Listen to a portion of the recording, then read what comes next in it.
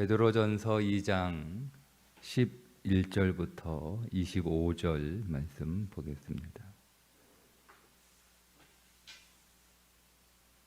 베드로전서 2장 11절부터 25절 말씀입니다. 사랑하는 자들아, 고리민과 나그네 같은 너희를 권하노니 영혼을 거슬러 싸우는 육체의 정욕을 제어하라. 너희가 이방인 중에서 행실을 선하게 가져 너희를 악행한다고 비방하는 자들로 하여금 너희 선한 일을 보고 오시는 날에 하나님께 영광을 돌리게 하려 함이라. 인간의 모든 제도를 주를 위하여 순종하되 혹은 위에 있는 왕이나 혹은 그가 악행하는 자를 징벌하고 선행하는 자를 포상하기 위하여 보낸 총독에게 하라. 곧 선행으로 어리석은 사람들의 무식한 말을 막으시는 것이라. 너희는 자유가 있으나 그 자유로 악을 가리는 데 쓰지 말고 오직 하나님의 종과 같이 하라. 무사람을 공경하며 형제를 사랑하며 하나님을 두려워하며 왕을 존대하라. 사환들아, 범사에 두려워함으로 주인들에게 순종하되 선하고 관용하는 자들에게만 아니라 또한 까다로운 자들에게도 그리하라. 부당하게 고난을 받아도 하나님을 생각함으로 슬픔을 참으면 이는 아름다우나 죄가 있어 매를 맞고 참으면 무슨 칭찬이 있으리요. 그러나 선을 행함으로 고난을 받고 참으면 이는 하나님 앞에 아름다우니라. 이를 위하여 너희가 부르심을 받았으니 그리스도도 너희를 위하여 고난을 받으사 너희에게 본을 끼쳐 그 자취를 따라오게 하려 하셨느니라. 그는 죄를 범하지 아니하시고 그 입에 거짓도 없으시며 욕을 당하시되 맞대어 욕하지 아니하시고 고난을 당하시되 위협하지 아니하시고 오직 공의로 심판하시는 이에게 부탁하시며 친히 나무에 달려 그 몸으로 우리 죄를 담당하셨으니 이는 우리로 죄에 대하여 죽고 의에 대하여 살게 하려 하심이라. 그가 채찍에 맞음으로 너희는 나음을 얻었나니 너희가 전에는 양과 같이 길을 잃었더니 이제는 너희 영혼의 목자와 감독 되신 이에게 돌아왔느니라. 아멘. 이 베드로 전서가 쓰여지던 1세기 그리스도인들은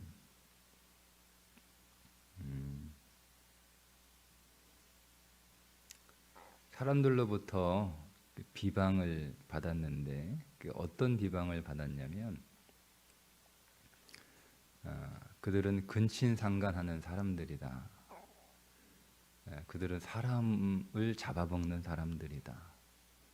그들은 피를 마시는 사람들이다. 이런 비방을 받았어요. 왜 당시 그리스도인들을 근친상간하는 사람들이라 이렇게 불렀냐면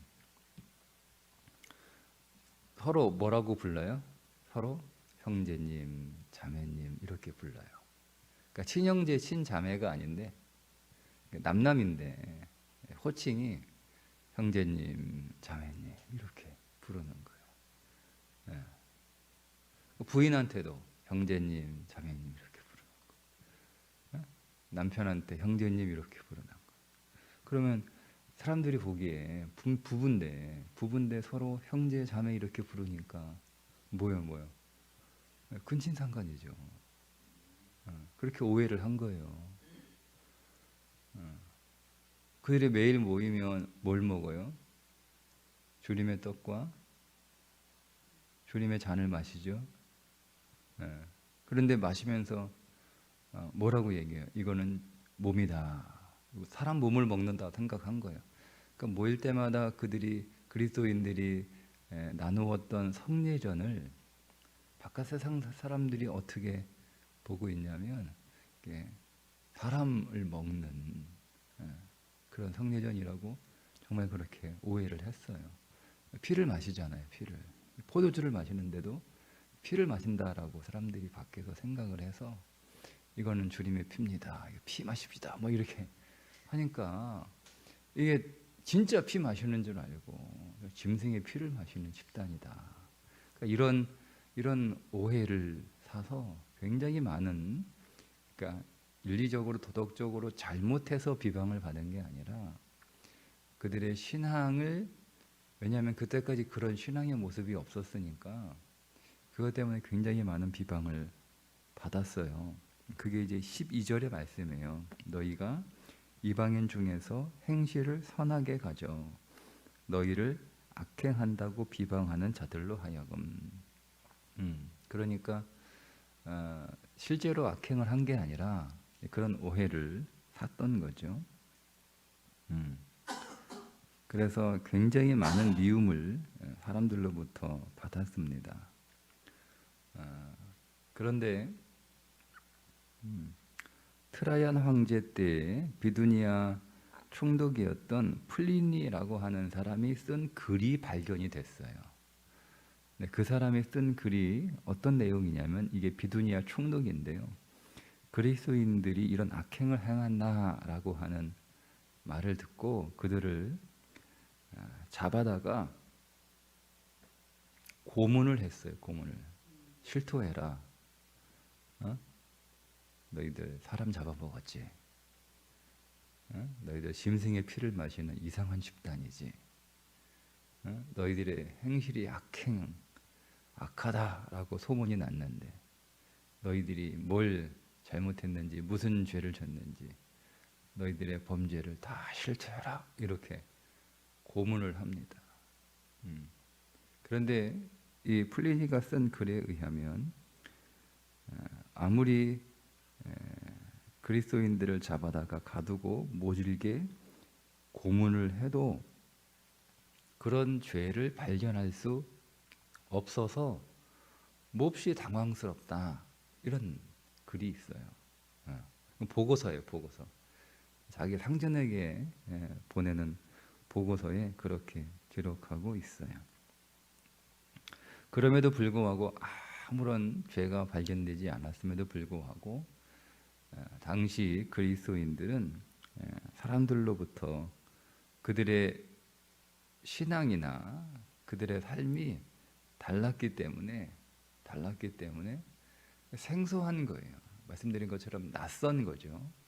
그래서 사람들로부터 굉장히 많은 오해와 비방을 받았던 사람들이 그리스도인들입니다. 그러니까 오늘 말씀은 뭐냐면, 어제 말씀은 서로 사랑하기 위해서 어떻게 해야 되는지, 서로 사랑하기 위해서 버릴 것들이 있고 채울 것들이 있다.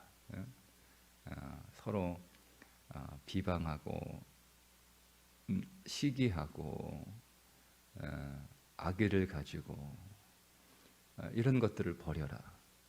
그리고 채워라. 말씀을 채워라. 이렇게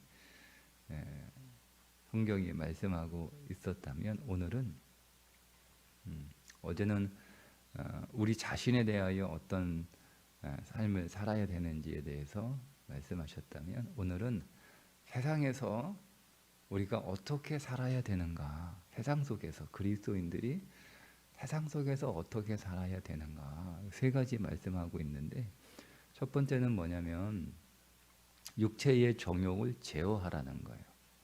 육체의 정욕을 제어하라. 여러분, 우리가 십자가에서 예수님과 함께 모든 죄와 저주와 사망과 옛사람이죠. 옛사람이 가지고 있는 거. 옛사람은 사망을 가지고 있고 죄를 가지고 있고 저주를 가지고 있고 불행을 가지고 있고 어둠을 가지고 있는 존재가 옛사람인데, 그 옛사람이 예수님과 함께 죽었습니다.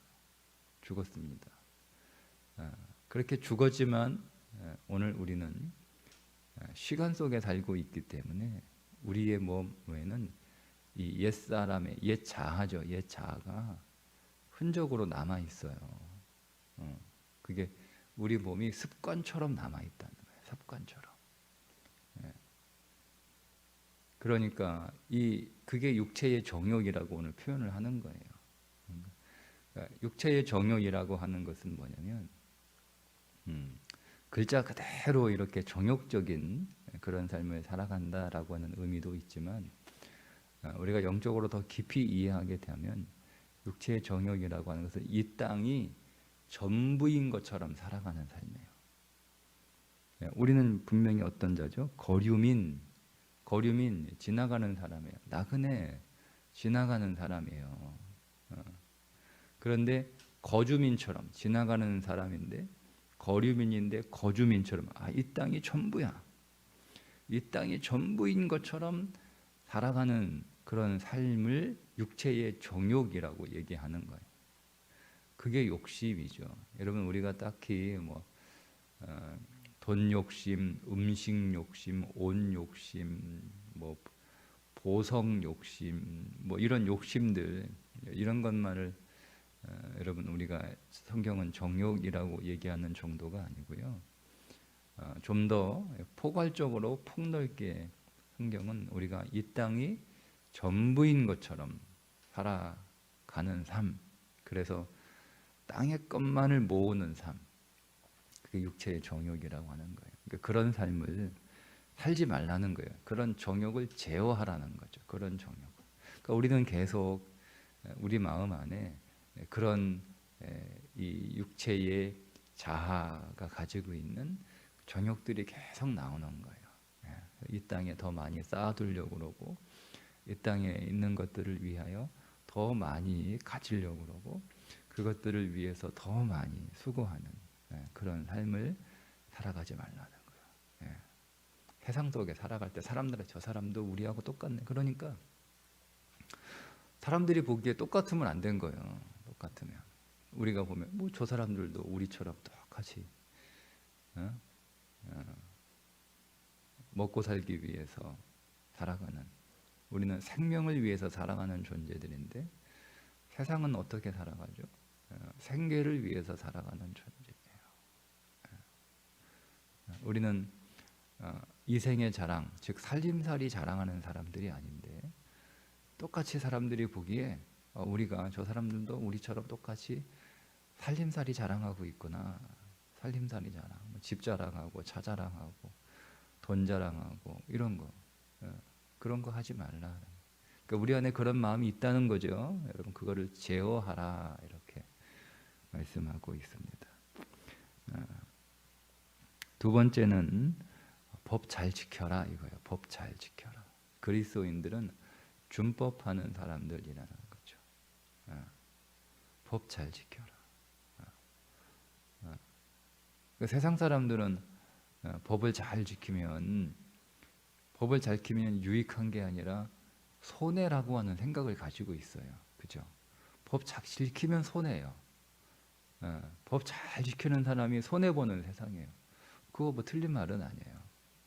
그러니까 법을 잘 지키는 사람들이 오히려 이득을 보는 세상이 되면 법을 다 잘 지킬 텐데 반대로 법을 지키면 손해야.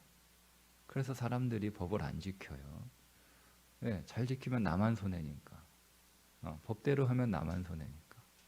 그래서 사람들이 법을 지키지 않습니다. 그런데 그리스도인들은 법 잘 지켜도 손해이지만 그래도 법을 잘 지키는 사람들이 되라는 거예요. 법을 잘 지키는 사람들이. 여러분 이 당시에 황제가 누구냐면 네로입니다. 네로. 여러분 네로 황제는 세상에서 가장 악한 왕 중에 한 명이에요. 그게 사실인지 아닌지는 사실은 증명할 수 있는 자료가 없어서 확신을 할 수 없지만 어떤 역사가들은 네로가 미쳤다 이렇게 미쳤다. 로마에 큰 불이 났는데 이게 그리스도인들이 불질렀다. 그렇게 헛소문을 내서 많은 그리스도인들이 죽습니다. 그런데 이 불을 누가 냈느냐? 네로가 불을 냈다고 하는 설도 있어요. 그 정도로 정신 나간 사람이에요. 그런 여러분 네로가 다스리는 그 나라에서 법을 잘 지키면 그게 뭐 상을 받았겠습니까? 오히려 법 지키면 손해 보기가 정말 많은 손해가 있는 그런 나라였단 말이에요. 근데 그런 세상에서 그리스도인들에게 베드로가 뭐라고 얘기하냐면, 베드로가 네로 손에 죽잖아요. 베드로가 네로 때 죽어요. 십자가에 거꾸로 매달려서. 사도 바울도 네로 때 죽고 네로 왕이 죽여요. 그런 베드로가 뭐라고 쓰냐면 법 잘 지켜라. 법 잘 지켜라. 왜요?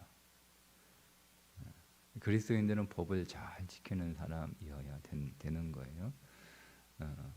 그걸 우리가 이 세상에서 법 잘 지켜서 상 받으려고 지키는 것이 아니라 하나님께 영광을 돌리기 위해서. 하나님 영광. 우리가 이 세상에서는 비방을 받아요. 예,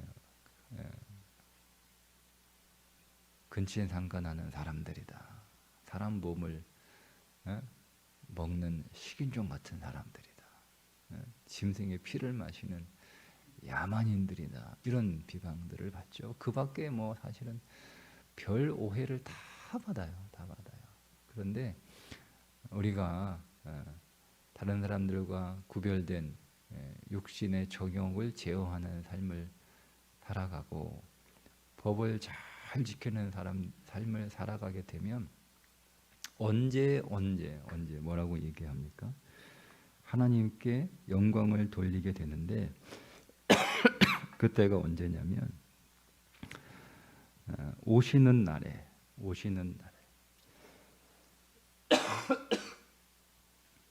주님이 다시 오시는 날에 사람들이 영광을 돌리는 거예요. 아, 우리가 오해했구나. 저 사람들이 틀린 게 아니라 우리가 틀렸구나.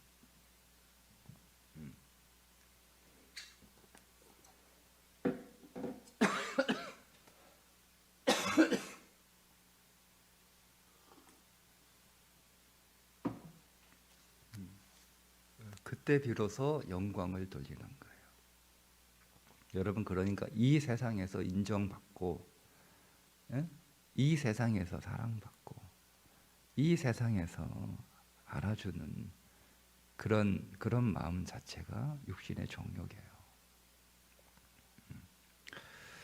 세 번째, 어떤 삶을 살아가야 되냐면,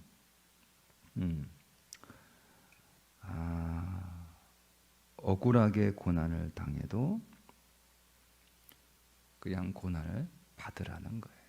왜냐하면 주님이 억울한 고난을 당하셨잖아요. 여러분, 주님이 죄가 하나도 없으신데 죄인으로 십자가에 달려 돌아가셨어요. 여러분, 우리는 잘못한 것이 있고 우리는 죄가 있음에도 불구하고 사람들이 조금만 오해해도 우리는 발끈하잖아요. 우리가 완전히 깨끗하지도 않고 우리가 완전히 잘못이 아무것도 없는 사람이 아닌데도 오해를 받으면 얼마나 우리가 발끈해서 사람들하고 싸웁니까? 그걸 증명해내려고 아니라고 또 얼마나 또 설명하고 그래요.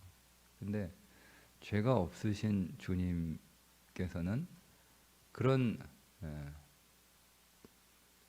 죄인이라고 하는 소리를 듣고 그 죄인으로 판결을 받으셨음에도 불구하고 아무런 저항도 아무런 설명도 아무런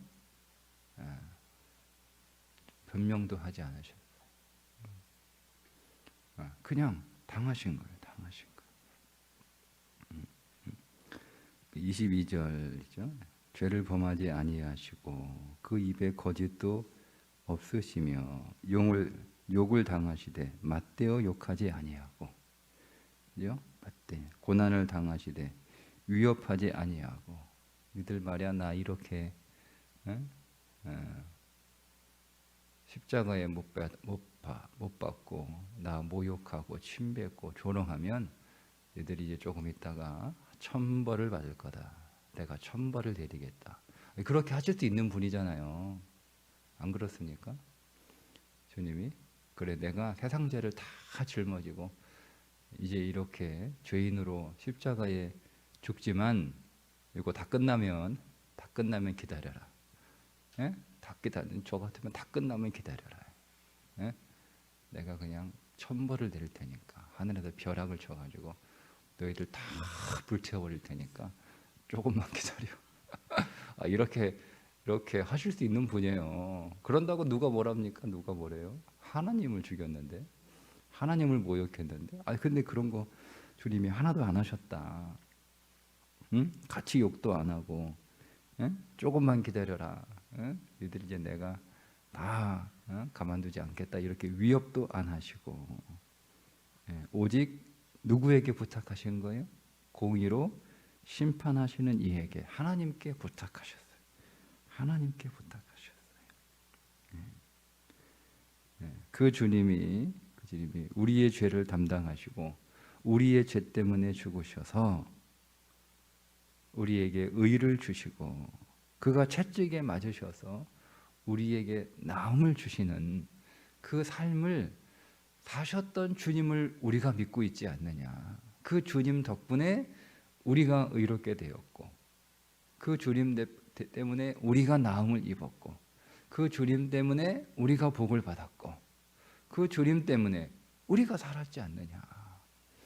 예? 그러니까 너희가 상속자이면 고난도 함께 받아야 할지니라. 이렇게. 그러니까 여러분 애매한 고난을 받는다라고 해서 우리는 굉장히 억울하잖아요. 얼마나 억울합니까? 아주 그냥 막 가슴이 터질 것 같죠. 답답하고. 예.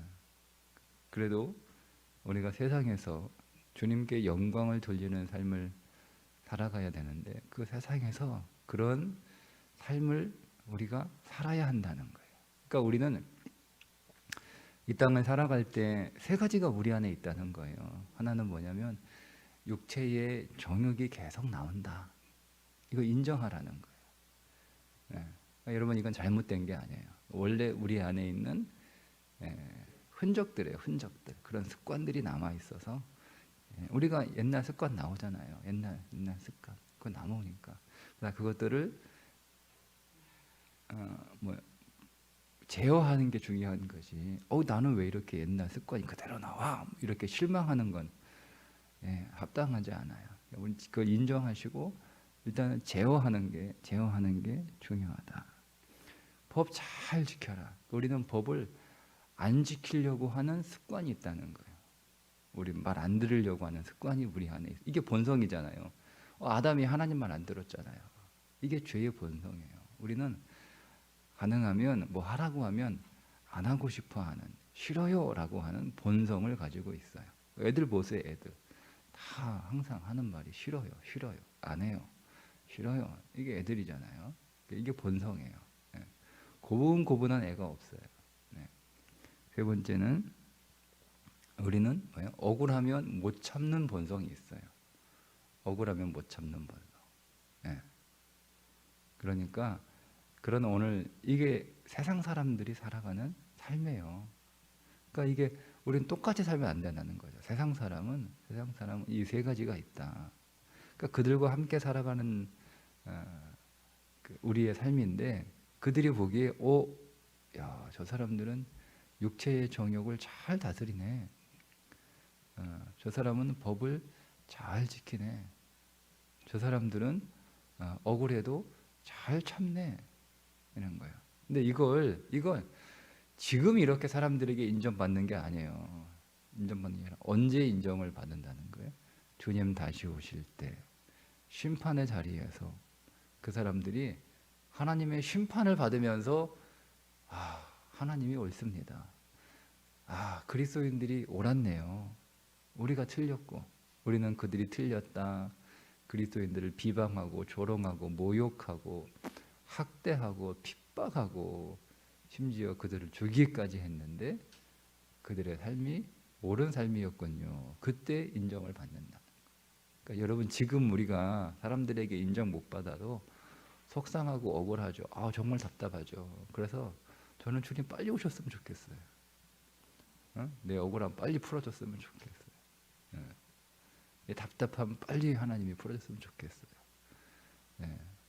근데 한편으로는 너도 그렇게 못 살면서 주님 빨리 오시면 어떡하냐, 뭐 이런 두려움도 있긴 합니다만 어쨌든 답답하다 이거죠. 제가 드리고 싶은 말씀, 여러분 다 답답하잖아요. 답답하잖아요. 억울하게 고난당하고, 억울하게 오해받고, 억울하게 사람들로부터 욕먹는 거 얼마나 억울합니까? 답답하죠. 어디 가서 하소연할 데도 없고 답답하죠. 그러니까 우리는 주님께 하소연, 주님께, 오늘 하나님께 부탁했다라고, 주님도 하나님께 부탁했다. 그러니까 우리도 주님께 하소연하는 수밖에 없어요. 뭐 어디 가서 하소연하겠습니까? 그래서 공동체가 필요한 거예요. 공동체가, 믿음의 공동체가. 그러니까 우리는 그냥 공동체에 와서 믿음의 공동체에게 하소연하는 거죠. 내가 속상하다 이렇게 하는 거예요. 그리고 또 하나님께 본질적으로 기도하는 거죠.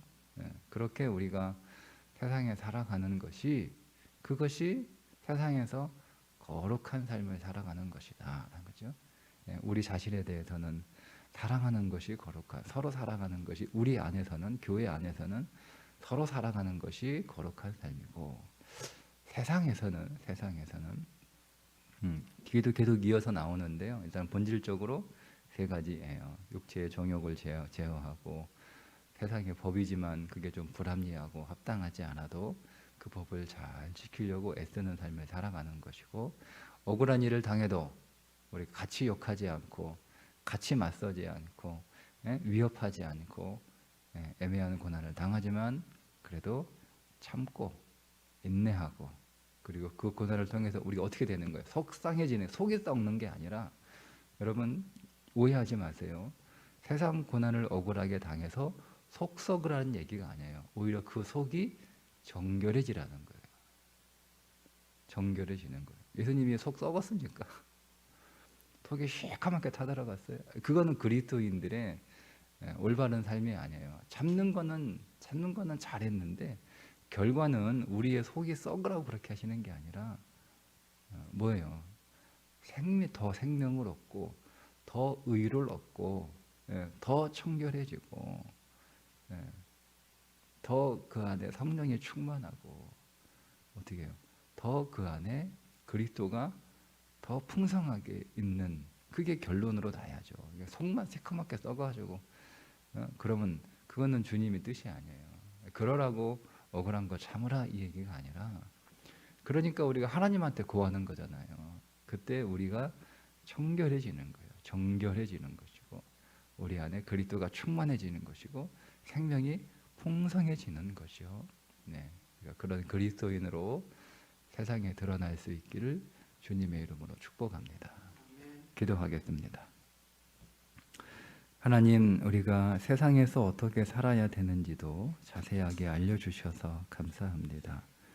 이 세상이 전부인 것처럼 살지 않도록 육체의 정욕을 제어하게 하시고, 비록 법을 잘 지켜도 억울하고 손해보는 세상이지만 하나님께서 이 세상의 주권자들을 세우시고 또 그들을 통하여 지켜야 할 법들을 정하신 줄 믿고, 우리는 하나님의 법인 것처럼 하나님께 순종하는 마음으로 법을 잘 지키는 준법 시민 되게 하시고, 억울한 일 많이 당해서 가슴이 답답하고 속이 썩어 들어가는 삶이 우리 가운데 있을지라도 하나님, 우리에게 같이 욕하고 같이 맞서고 같이 싸우는 자들이 아니라 오직 하나님께 구하고 하나님께 토해내고 하나님께 하소연하고 믿음의 공동체 안에서 서로 하소연함으로 위로받는, 그래서 우리의 마음이 더 그 고난으로 인하여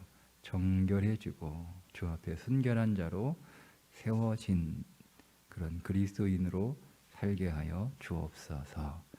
예수님의 이름으로 기도하옵나이다. 아멘.